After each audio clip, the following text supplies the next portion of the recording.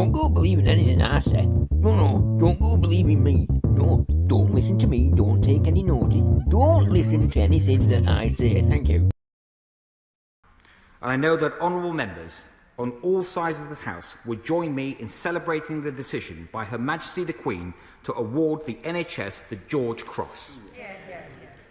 Oh dear, we seem to have forgotten how these things work now.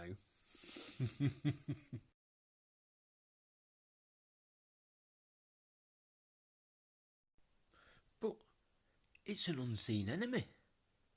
It's terrorising the nation.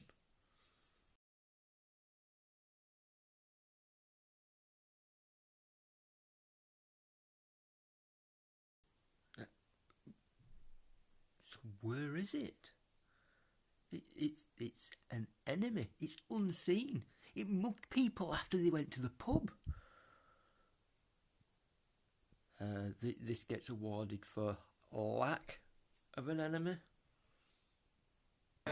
The Prime Minister can't just wish away the practical problems that 100,000 infections a day are going to cause.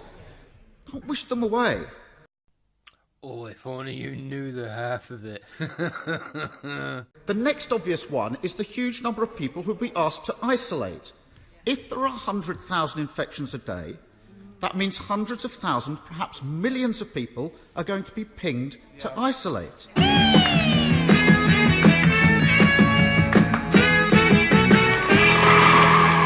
Welcome to a brand new series of Runaround. The Financial Times estimates this morning that could be around 2 million people per week. The Mail says 3.5 million people a week. Either way, it's a massive number. Remember, scientific data, not the shit in the paper. Data predicts 2 million UK summer COVID cases with 10 million isolating.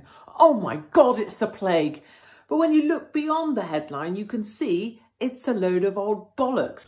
So we know what the FT thinks.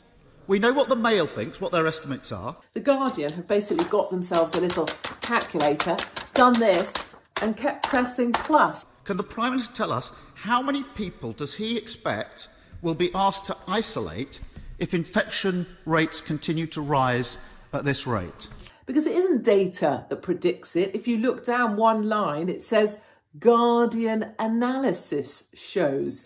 A significant proportion of people will not get this virus at all, at any point in the epidemic, which is going to go on for a long period of time. It's certainly true, Mr. Speaker, that we are seeing a wave of cases because of the Delta. The Johnson variant. The Delta. The Johnson variant.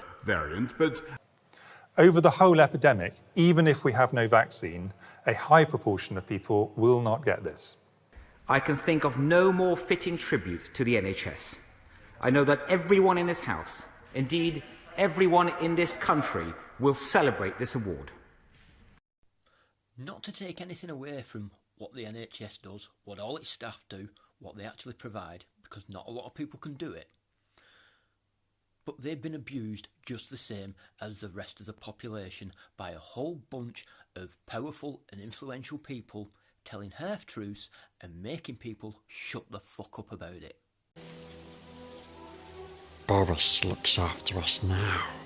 We will never again sacrifice free enterprise, freedom of association, and indeed freedom of worship in order to manage hospital admissions ever again, will we? We don't need the NHS. What?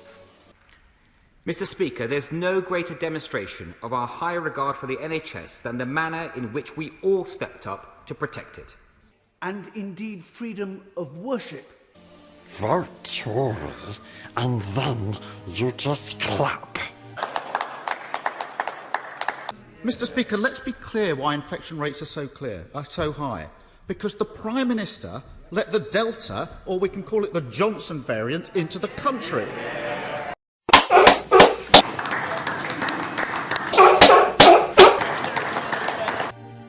No, vote Tory, and then you just clap.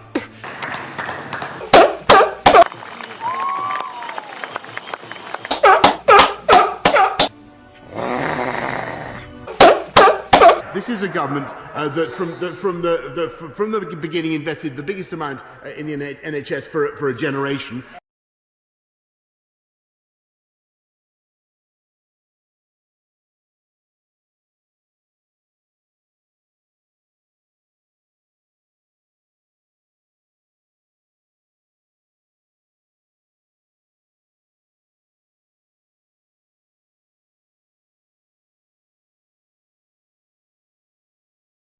So, 2018 into 2019, we lost 653 trust stroke hospitals. And they were bragging about bringing in 223 whatever for the COVID crap. Then in the last year we put another £92 billion, Mr. Speaker, into frontline care. We've increased nurses' pay starting pay by 12.8% over the last 3 years. And above all, Mr. Speaker, we're not only building 48 more hospitals. And above all, Mr. Speaker, we're not only building 48 more hospitals. And above all, Mr. Speaker, we're not only building 48 more hospitals. Well, we had to close 653, so essentially you're only replacing what you took away. It's bullshit. You're not building fuck all. It's just a refurb. And then you just clap. But there are another 59,000 people working in the NHS this year than there were this time last year. Vaccinating our way out of this pandemic and out of these restrictions.